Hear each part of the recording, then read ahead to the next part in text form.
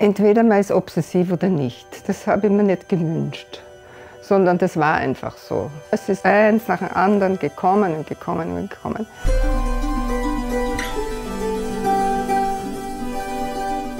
Es gibt eigentlich zwei Künstlerinnen und Künstler, deren Werk mich immer sehr, sehr beeindruckt hat. Von der Intensität her, ja, wie das geschaffen wurde. Und zwar ist das René Magritte.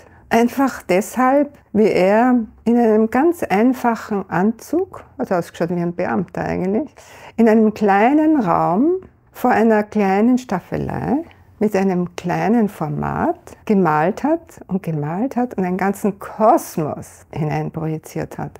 Also eine Welt, eine skurrile, also eine surreale, eine fantastische Welt, also die mich unheimlich angezogen hat.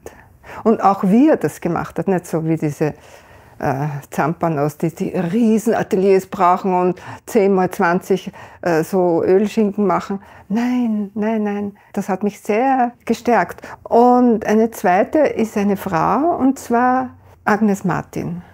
Mich haben immer auch schon diese Bilder, auch so klein, ich habe das erste Bild so in der Größe in der St. Stephan gesehen, so diese ganz zarten Linien und so weiter. Da ist so ein Sog herausgekommen. Also man hat ja nichts gesehen, aber trotzdem eine unheimliche Power. Und dann habe ich ein Erlebnis gehabt in London vor vielen Jahren. Da war eine erste große Retrospektive von ihr in der Tate-Galerie. Und viele, viele Räume mit großformatigen Bildern. Es war eine ganz zarte kleine Frau. Und ein Raum war gefüllt mit nur weißen Bildern. Also wenn man hineingekommen ist, hat man gedacht, aha, nur weiß, interessant. Und dann ist man in die Nähe gegangen und hat gesehen, also ein ganzer Kosmos öffnet sich. Also Tupferln, Striche, kleine abstrakte Zeichen und so weiter. In dem Raum war eine unbeschreibliche Stille. Sogar die Aufsicht, ja, die ist so gestanden, ganz ruhig gemacht. Also da habe ich gesehen, was da eine Tiefe da ist und was für eine Obsession, ja, und was für eine Kraft. Das hat mich auch sehr bestärkt, das in meiner Arbeit in irgendeiner Form auszudrücken. Es gibt zwei verschiedene Gestaltungsprozesse. Ein Teil der Künstler oder Künstlerinnen, die haben eine vage Idee.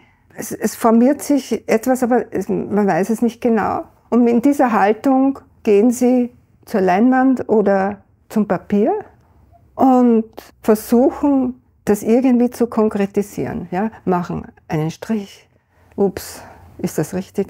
Das. Also ein Kampf beginnt eigentlich. Ja? Also es gestaltet sich etwas, aber man ringt und aha, jetzt kommt das und das wollte ich eigentlich, nein, das nicht. Und so. Also ein langer Weg, bis entweder man scheitert oder jetzt ist es, jetzt habe ich es. Während bei mir ist das ganz anders. Es ist keine Wertung, sind zwei verschiedene Gestaltungsprozesse. Ich beginne nie, bevor ich nicht ein glasklares Bild in mir habe. Hat natürlich schon auch damit zu tun, mit den Materialien, die ich verwende.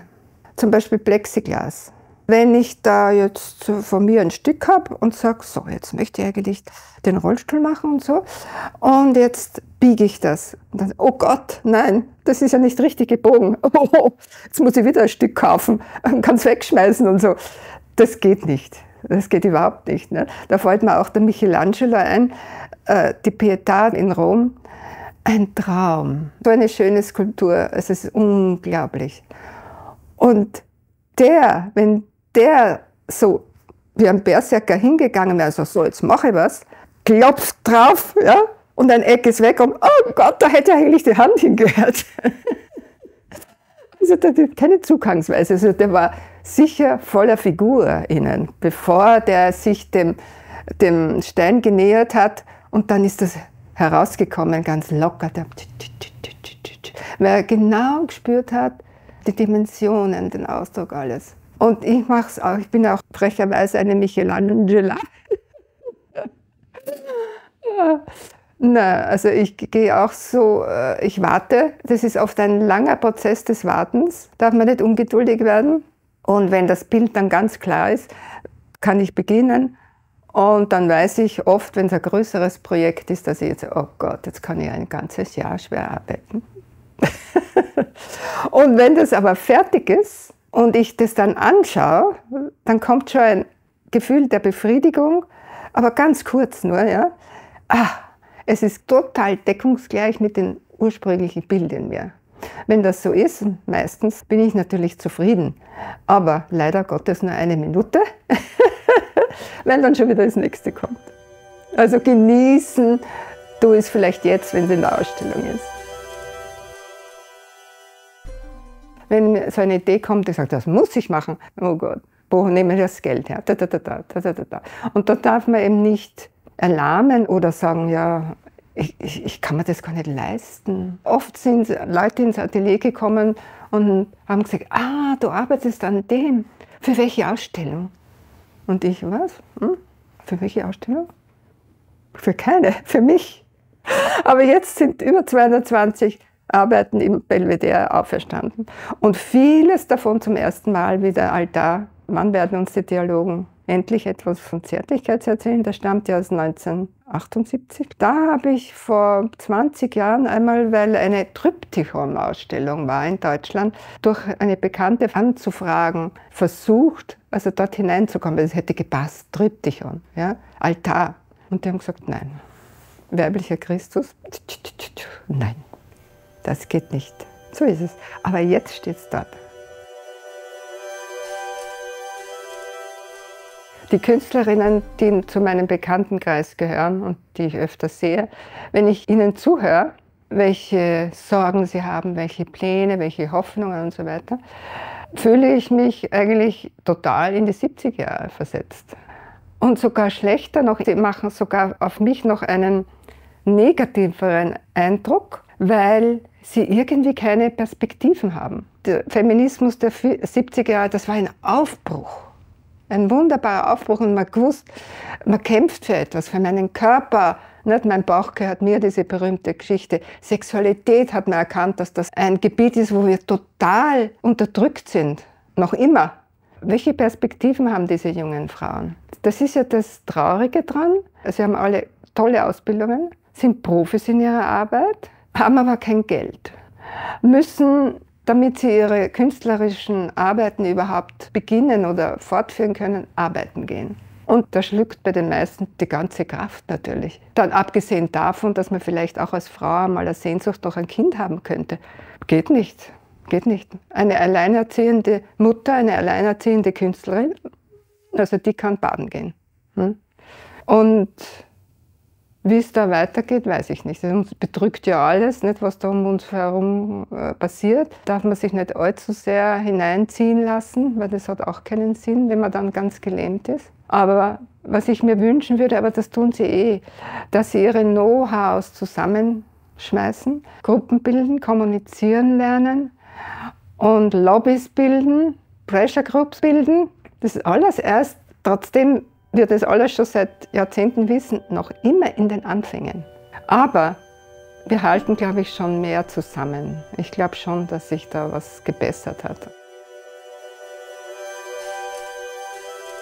Es sind zwei Aspekte im Leben, die gnadenreich sein können. Also wenn man einen richtigen Partner hat und den richtigen Beruf ausüben kann. Wenn beides nicht stimmt, ist das ein Elend. Ne? Und da habe ich fürchterliche Dinge in den 70er Jahren erlebt, wie die Männer mit ihren Frauen umgegangen sind. Da haben viele resigniert, viele. Ja, es war Katastrophe. Aus der Intact, das war ja so eine Künstlerinnengemeinschaft mit vielen Frauen, 40, 50, sind 3 übergeblieben. Der Rest hat kapituliert. Und da waren viele talentierte Frauen drunter. Ich habe das Glück, einen Partner zu haben, der mich von Anfang an total unterstützt hat und Interesse an meiner Arbeit gehabt. Und ich aber auch an seiner. Und das ist ganz wichtig, dass wir uns da austauschen konnten. Wir waren oft auch getrennt, weil mein Mann also im Ausland so Gastprofessuren gehabt hat. Ja. Aber ich bin hin und her gefahren und für mich war ein Ort, wo er gerade war, immer eine große Inspiration. Ich habe einfach meine Zeichenpapiere und Stifte mitgenommen und meine Kamera. Und so war es. Also das war für mich nicht, oh Gott, nein, ich möchte eigentlich im Atelier. Nein, überhaupt nicht. Das war eine Inspirationsquelle.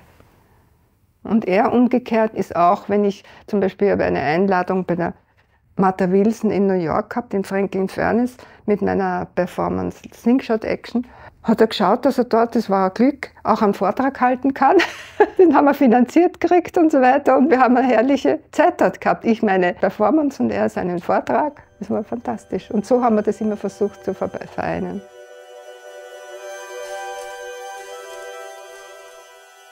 Ich habe zeitweise, nicht sehr oft, aber doch intensiv mit Frauen zusammengearbeitet. Und zwar in den 70er Jahren mit Linda Cristanell, das war auch eine Objektmacherin. Wir waren beide daran interessiert, einmal Super 8 auszuprobieren. Und da haben wir dann einen Film gemacht, wo wir uns gegenseitig gefilmt haben und auch die Objekte, sogenannten Objektassoziationen. Und die haben beide einen großen Impact gehabt. Also wir haben ein bisschen Distanz zu den Arbeiten gekriegt. Und es ist sehr, sehr viel Neues entstanden dadurch. Die nächste Sache, die sehr inspirierend war, mein Mann hat eine Gastprofessur bekommen in Dubna, das ist eine Vorstadt von Moskau, wo ein Forschungszentrum war als Physiker.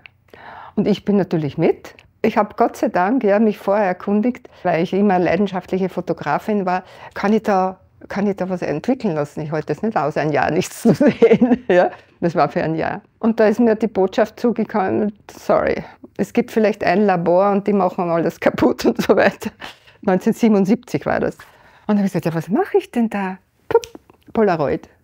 Ich habe den ganzen Koffer Polaroid-Fotos mitgenommen und habe dort wirklich das Medium ausgelotet. In Zusammenhang mit Zeichnungen. Also es sind einige in der Ausstellung zu sehen davon, also diese Kombination Grafik und Polaroid. Und da habe ich ein Performance-Paar kennengelernt, Rima und Valeri Gerlovin. Das war auch sehr inspirierend. Also innerhalb kürzester Zeit haben wir gemeinsam Filme gemacht. Der Reinhard hat gefilmt, wir haben agiert. Das waren so Performances vor der Kamera. Dann haben wir gemeinsam Objekte gemacht. Ein Stück davon hängt in der Ausstellung, zwar das Schachbrett. Ja, lauter kleine schwarze Falle und schwarze.